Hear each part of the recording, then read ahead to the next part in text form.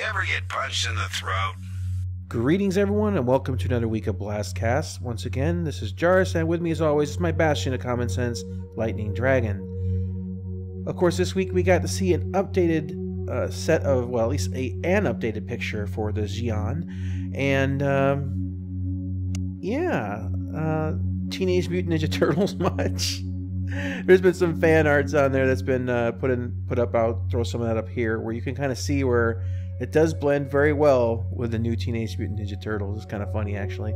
But what do you expect? It's a turtle race. I mean, turtle race that has humanoid qualities. It kind of naturally kind of falls into that anyway. But still, it's kind of funny. I'm waiting for the animal race. The animal race? Well, I can't say furry race because people will take that the wrong way. Okay. Yeah, I guess they would. Yeah. You see? Huh? Yeah. Well, and oh, that got dark real quick. No. We've gone from turtles to furries, and we haven't even gotten barely into Star Citizen yet. Of course, the Round the Verse this week was mostly about server setups and Spectrum updates.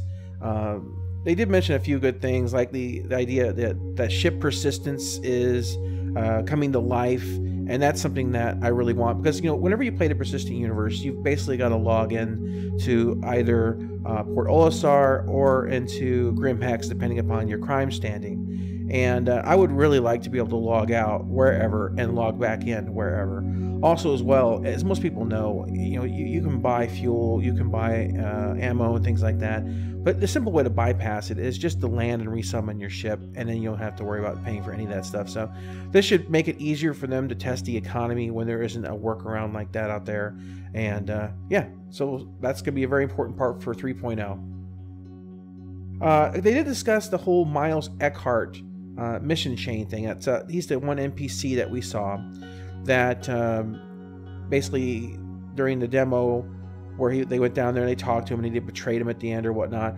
The gateway, of course, for any string of missions that he has is going to be your reputation. And reputation, in my opinion, is probably the best, if not if the only viable way of keeping everyone from stacking up in a line to try to talk to this guy, or worse yet, someone trolling by just sitting in front of him, blocking everyone else's access.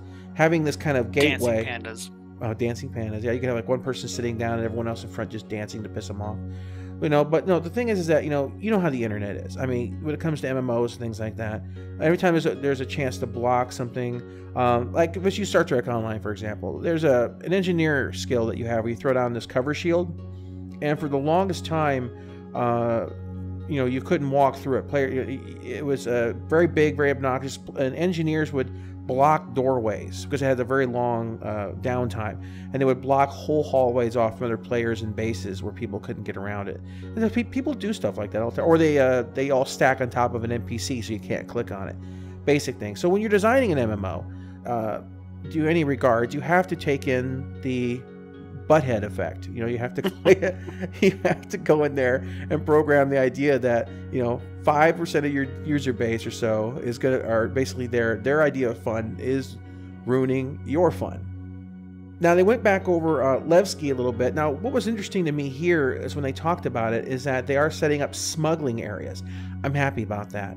We're not just looking at doing straightforward cargo runs, but also smuggling runs as well, and that's exciting. Now I don't know if I'm going to be a smuggler, but that sounds like something fun to try in a Persistent Universe. It really does. It's nice to see that they're adding the criminal side to a standard occupation as well, so people who want to pursue that particular path have that option. They're not just, oh well, I'm just cargo guy. There's a lot of people out there who really want to explore the Han Solo aspect of Star Citizen, and I give them kudos for making sure that's incorporated coming up. Here's one of Lightning's favorites, and one of my favorites too. Well, they're working on setting up in the cockpit hit reactions, so that when your ship takes damage or whatnot, you actually get thrown around your seat a little bit. This has been a big problem of mine. When I play the game, basically, a lot of times I don't know if I'm being hit. You have no feedback. Like even you play Star Marine, you're getting shot, and for the most part, you don't have feedback until it's too late. And hopefully, this kind of visual feedback will give players the awareness they need to, change it up, to dodge a little bit better, to know that they're being hit from behind or whatnot. Right now, as I said, it's just a part of it's lag. We need that new netcode. You can clearly see an enemy's missing you, and he's still on your side. You see him shooting way off to the right. On his side, he's hitting you, and then you die. And you die. That happened a lot. So yes, they're also working on the cockpit layouts. They're rethinking a lot of the ways that they're approaching cockpits. Now, one of the things that, when you're out there flying, one of the things I've noticed is that, when you have your multifunction displays, a lot of times when you're like going into a turn, to a degree, your character's head follows the turn to an extent. While I can understand what they're doing with that, the problem is that for people who don't have things like track IR and whatnot, the second that your head starts following, you can't see your MFDs, what MFDs you can see. In my opinion, your view should be locked without that kind of movement, like looking into a turn or whatnot, unless you activate that kind of a mode.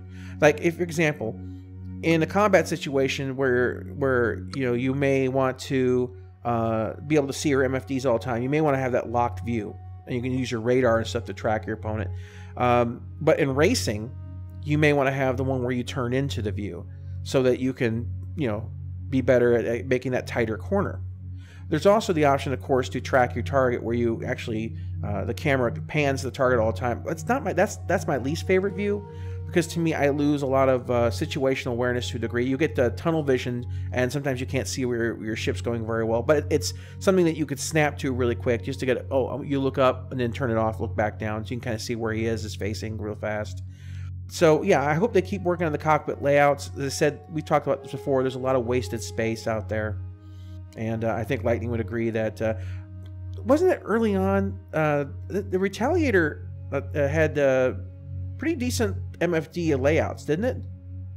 I honestly couldn't remember anymore. It's been such a long time, and the ship has had no attention given to it at all. I think in some of the early concept art, you had one big screen and then like two screens on the left and right that are top and bottom of each other. Yeah. But your seat was really far forward and up, so you had to glance down at your dash. Like real airplanes.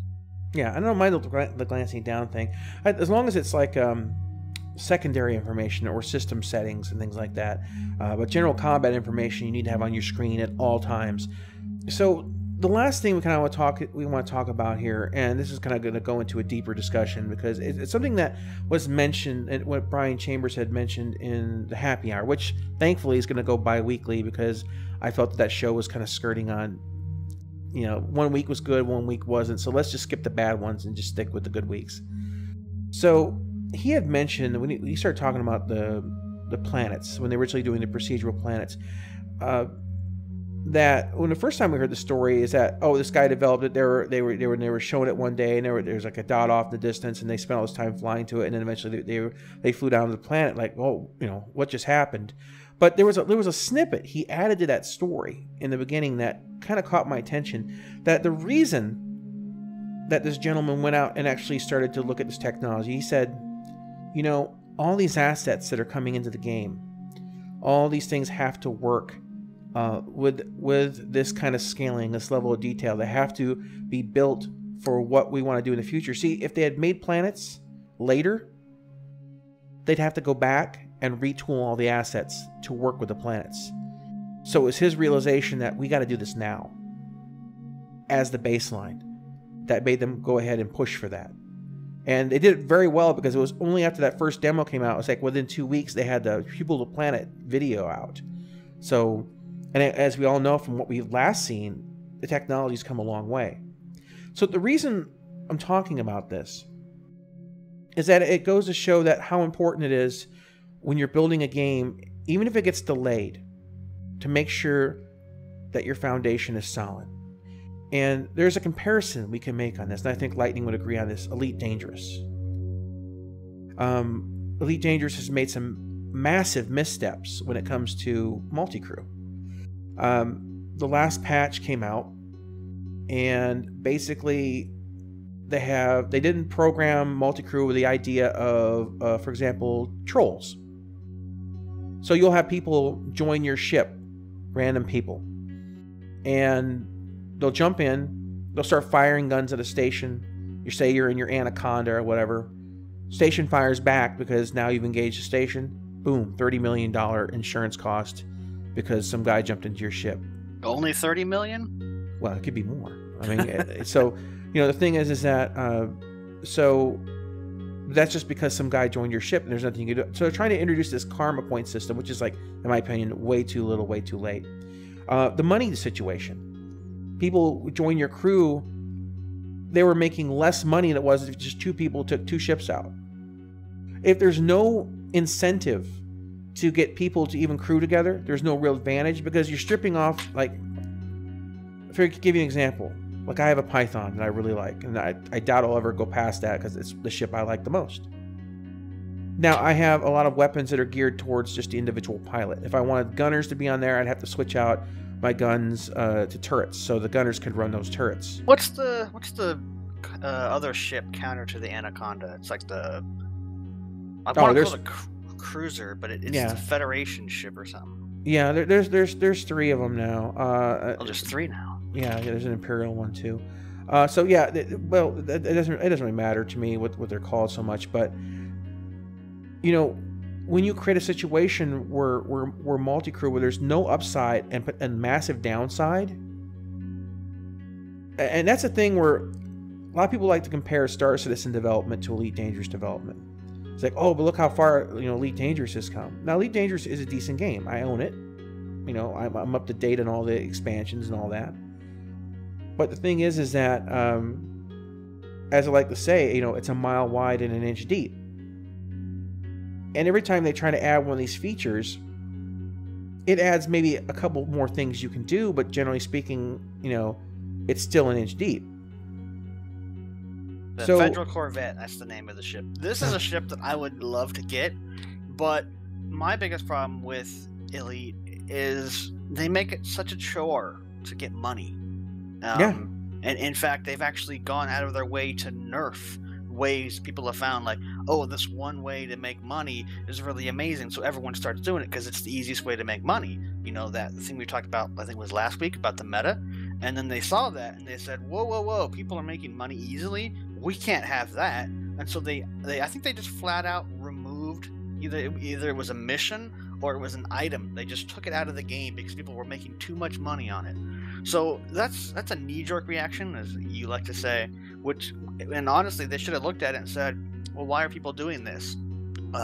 Maybe we don't give enough money for these other things. And they could have taken a step back and said, okay, we need to look at things as a larger picture. But that's not what they did. And it's not what they did on the multi-crew either. No. And it's like, even like bounty hunting missions used to go out and fight, you make decent money. But now they've so utterly nerfed bounty hunting into the ground that it's not even worth going out and doing. Basically, the only thing that left you with, for the most part, is cargo runs, which are boring. I don't mind doing cargo runs, but but if that's all you can really do to make a good career, that really kind of shoehorns a player base into something that they may not want to do. Not to mention the fact that the cargo ships can't defend themselves. You're better off. That's why I had the Python. You're better off modifying a combat ship to carry cargo, because if you're carrying a dog turd, like, this place really wants dog turd. You have one dog turd in your hull.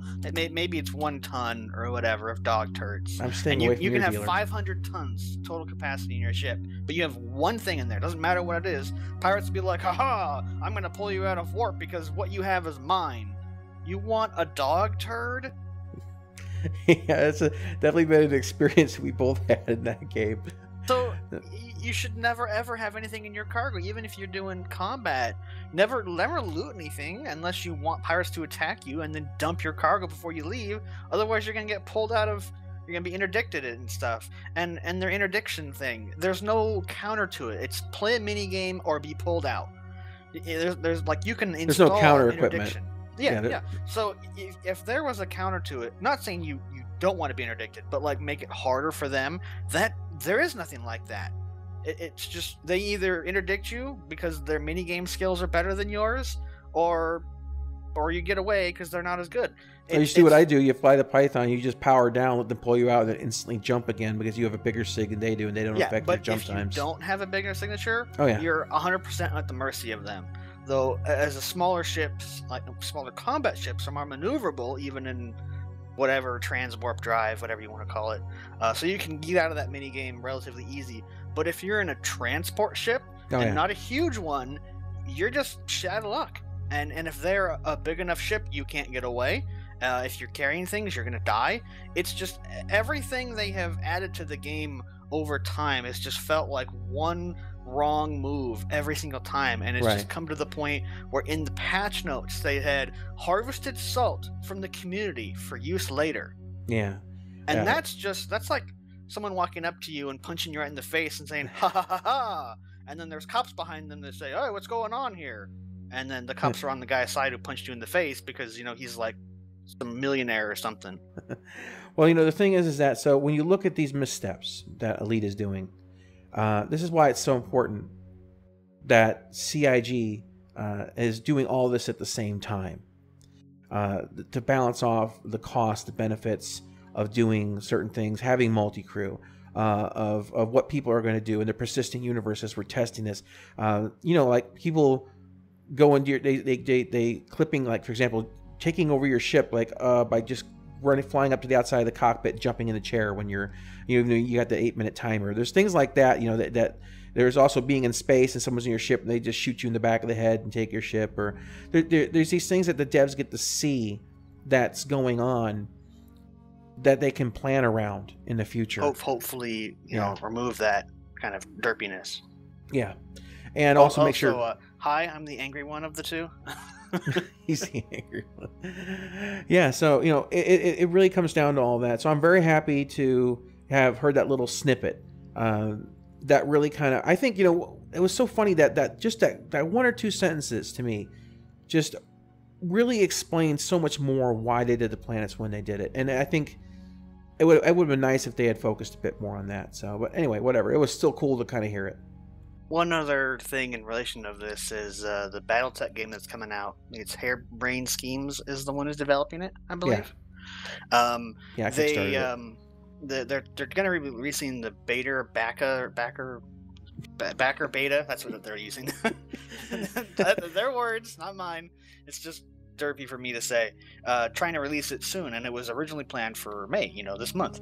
But when they updated their game engine to the new version of Unity, it's like, oh, well, we planned for X amount of time to fix any bugs, but there was actually a lot more.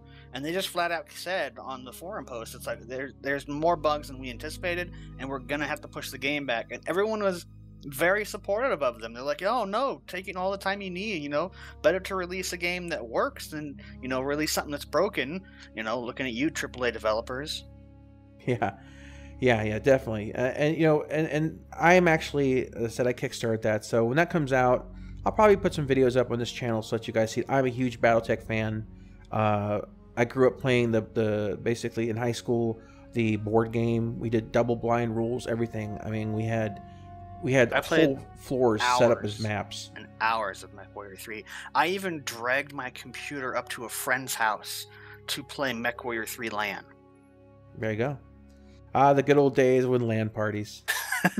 and this is back when CRT monitors were a thing. So I had to, carry a CRT monitor, like 3 blocks up the road, as well as my computer. Anyway, guys, there's not much to talk about this week, though, so I don't want to just drag it on. So you guys have yourself a great week. Leave comments down below. Let us know what you think about the delays. And if you've played Elite out there, what do you think of the implementation you've seen on the multi-crew? Do you agree with what we're saying? Do you think that there's a disconnect? Are you happy to see the way that CIG is approaching the entire formula? Anyway, guys, we will catch you next time. Thanks for listening. Bye-bye.